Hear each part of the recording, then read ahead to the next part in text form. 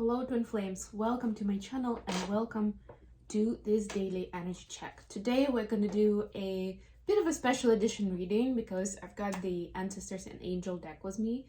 So we'll do the ancestor message. And then yesterday I promised that I'll do the love guidance for both twins today. So that's what we're going to finish with. Alright, so let's get right into it. Let's see what kind of guidance we have for Divine Feminines watching, first of all. And of course, don't forget to hit the like button. And if you're new, please subscribe to my channel. There's more information in the description box on how you can get more of my content, access different links and stuff. And definitely, if you're interested in personal readings, I do those. So reach out to me via an email address or through my website. Wow, okay, so the Feminines got the Witch card, be the light. Yeah, a lot of times, or these days we're still facing, I'm gonna see what the message is for this one. First of all, light workers are often associated with the concept of witchcraft. And then in its turn, witchcraft and witches have a bad spin on them. And that could be off-putting and frightening to some degree to people, including light workers themselves. So this is for you to remember that you're a light worker. You have a lot of light in you that people need, that people want, that, can make an impact in the world. No matter what is happening to you or around you, you have a choice. I think we talked about it just yesterday. Choose not to be pulled into dramas, bickering, or energies that are just going to limit your joy. If you're surrounded by people who are hostile towards you or someone else, or you are in a negative situation, perhaps in your workplace, you are being invited to be the light. You are an incredible person who can really bring light. So how can you change the energy? How can you redirect the conversation to love? How can you protect yourself? How can you help the person that is being picked on? Or are you the one who's guilty of causing drama? You will know the answers. Know also that you are being encouraged to shine the light that you were born to share. Just exactly the message that I just gave you. All right. Let's see what we have for the masculines.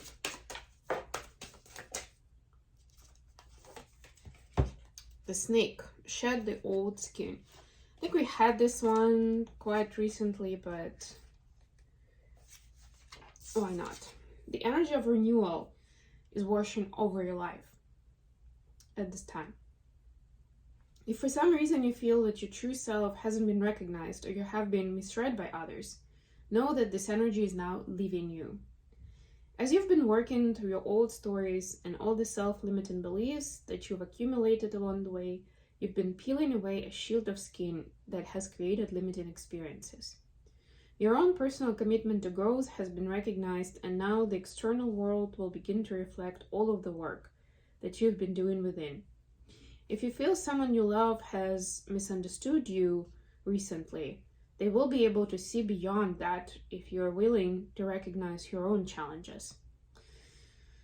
This is a time for renewal, abundance, and connection. Let yourself be reborn and celebrated. So this is a kind of letting bygones be bygones, letting past quarrels stay in the past, and really focusing on either starting from fresh slate, or if the challenging situation isn't something you can just erase or forget about, then seeing how you can, taking a constructive approach. How can you change it around? Okay, bottom of the deck here, we have Ace of Pentacles. Yeah, another new beginning card. Take a fresh look at things and see, maybe you've been putting off a certain conversation or a certain action or a certain consideration. Maybe you just have been too busy or too deep into the details, into the routine, and you're missing an important viewpoint. And now you're invited to take a look and act on it. Let's get clarifiers. Bottom of the deck here is Ace of Cups, yes. And love will arrive naturally. You don't really need to attract superficially certain people, places, or situations into your life that you'd like to bring in. All you need is stay high vibrational with clear intention, with clear kind of message to the universe from yourself, right? This is who I am. This is what I'm striving for. This is what's important to me. And the right people and the right opportunities will come along, including in love. So feminines, your energy is Temperance, clarified by 8 of Cups.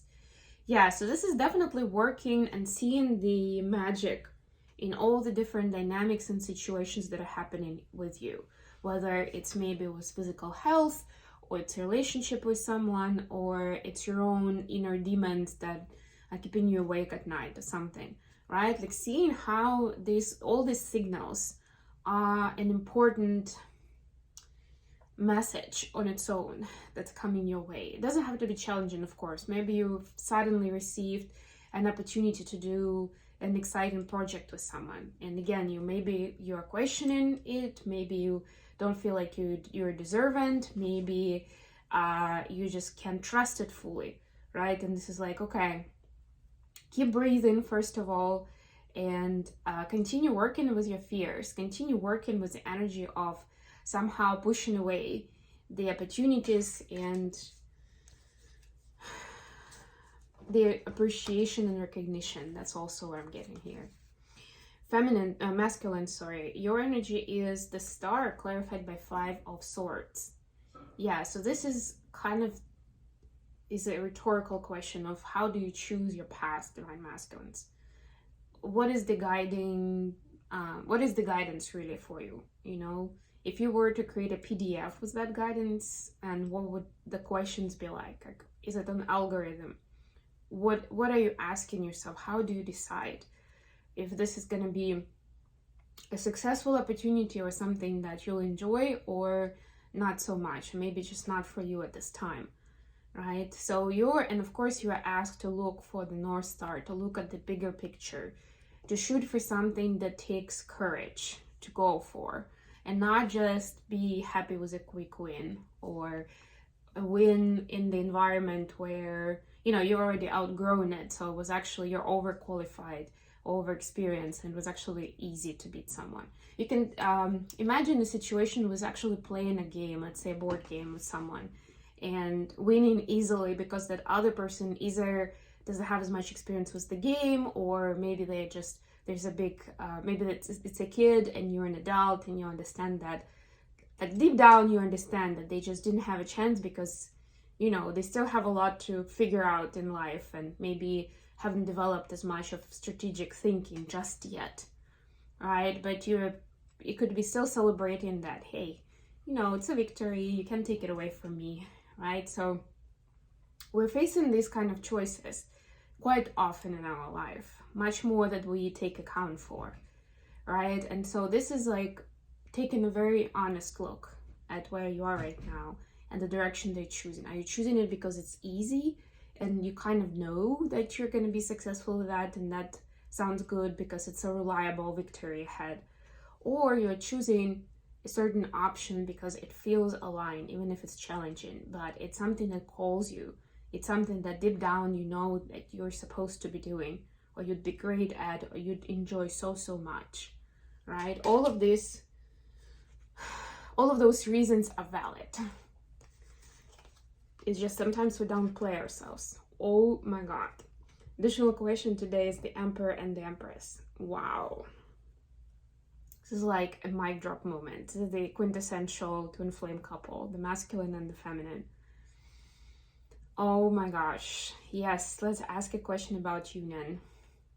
The ancestors want us to look at the actual love relationship between the Emperor and the Empress, because both of them are so powerful, so magnificent of their own, right? So what does it take for them to be in successful union, to be a couple, to be able to coexist harmoniously? For feminines, we have Ten of Swords clarified by Four of Cups. Yeah, this is not getting stuck in the uncomfortable and in the boring. Like not making this a routine, right?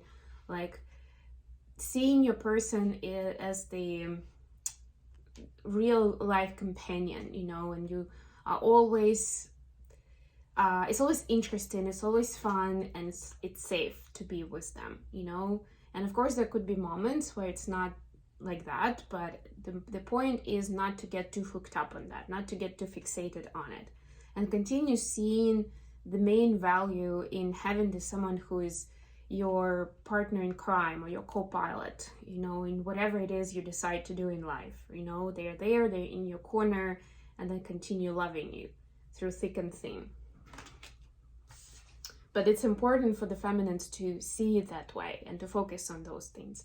And if you're still getting a lot of triggers every time it gets challenging, that's something for you to look at, you know, because it's never completely gonna go away, but it's important in how you handle it. Are you becoming petty and childish? Are you starting to develop a fight out of that situation? Do you just escape because you have an avoidant attachment style, right? Like, take a look at those patterns. And if you feel that your power is somehow threatened by the dynamic, by the relationship. For masculines, we see Two of Pentacles, clarified by King of Pentacles. For masculines, it's really seeing how they can create a successful life and an abundant life for themselves and for the partner without having to juggle too many things, without hustling, without setting an impossible standard for themselves. You know, because a lot of times if we are shooting for like a partner that we feel for some reason is either out of our league, or you know, it's a very high, they have a high standard, and you kind of feel pressured to comply to that certain standard, right? And for the masculine, it's actually not a bad thing, because it's one of the moving forces that stimulates them in becoming a better version of themselves. They don't just wake up and decide that. But because there is an impact of the feminine, direct and indirect, they do want to go for it. They, it overrides the lazy nature of people, or, you know, just the default program that vast majority of masculines have, where they can get away with a lot of stuff in life and be fine. You know, it's not that hard for them to not make a lot of effort and be fine. So, you know, most of them, they know how to manipulate the situation, how to get what they want, even if it's like small wins here and there, but it gets me through. It's fine, and it's very low effort, so why not, right? Like, a lot of them exist in that reality for many, many years. And then what will encourage them to change that behavior? Feminine shows up.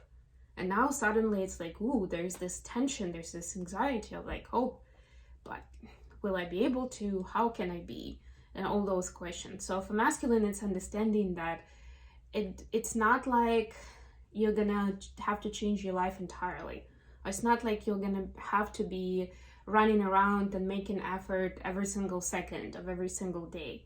No, but it is becoming a better version of yourself in terms of how you manifest that abundance in your life, you know, making it more authentic and more honest and more kind, rather than just trying to kind of have a quick deal here or a quick manipulation there, and just getting enough resources to continue with the way you've been. Okay, let's get messages in love for the feminines first of all. Whoa, that was a lot of cards. You know what, I'm gonna give it another try. So what happens when I go away for a few days and I need to readjust, my hands need to readjust to the cards of different sizes, decks of different widths and all that stuff. Wow, we have karmic relationship and love for the feminines. So love is unconditional love, oneness, passion, affection, and self-love as well. In the karmic relationship, there are triggers, there is turmoil, there are lessons. It's there could be resentment. Yeah, so to me, this actually speaks to what I was talking about, that any kind of relationship will have its ups and downs, right? And even with your twin flame, even if you come to union, you know, and it's that harmonious union that both of you can maintain, it's not gonna be ideal. It's never gonna be just like, you know, heaven on earth kind of life where we get along every single day and we are always in our joyful energy just because our twin is nearby. And it doesn't work like that. It kind of contradicts the nature of our living on planet Earth. But it's important to find ways to self-regulate and also to balance the energies within yourself first of all. And that's why first part of prerequisite to union is be able to do that for yourself in your own environment. And then it becomes a lot easier, and believe me, I know what I'm saying this, to do that with another person who have their fluctuations, who have good day, bad day, get triggered, get excited, you know, all of this palette of experiences. And then you would know how to balance out the dynamic to help out, to support that person, and also to stay balanced yourself so it doesn't trigger you out of your mind, or at least, you know, maybe it does occasionally, but not on the regular basis. Because, and I think I spoke about it a little yesterday, because of all the trauma that twins go through, it is actually more usual than we care to admit that we lose our shit, that we basically just, you know, we get triggered and either we get too scared and run away, or we become aggressive, or we start being defensive, whatever those behaviors are, right? It's all talking to painful points, and we all have them. So it's almost like it's an extra important lesson for us, because our twin will definitely be highlighting those things to us, whether we like it or not. That's just how the dynamic works. And maybe one day your person will be patient enough to extend themselves towards you and support you in your place of weakness, but another day they won't be. Maybe they would be having a bad day too, and then there's going to be an explosion. For masculines, we see ascending, transcending obstacles, learning, expanding, preparing for union. I like that. Anything else to clarify? You know what? Nothing's coming up. All right, maybe something. Girl talk. Time with friends. Moving on. Happily single. Living in the moment. Having fun. Yeah, so you know what? Masculines are learning to have fun.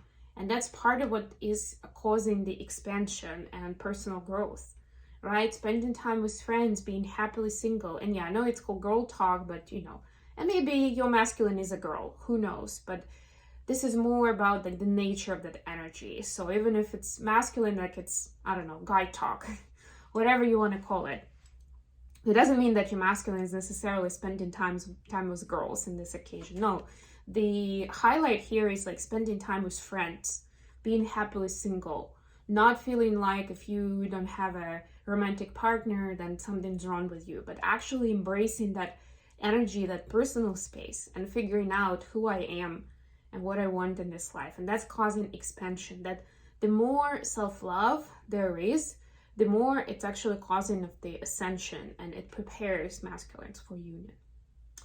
So carry on with that, divine masculines. And if that's something that has been scaring you, then this is your guidance to really embrace it and to breathe in it, you know, to live through it, to see how what life could be like when you're single and you're just enjoying your life as is, without necessarily having a feminine partner by your side every minute of every day.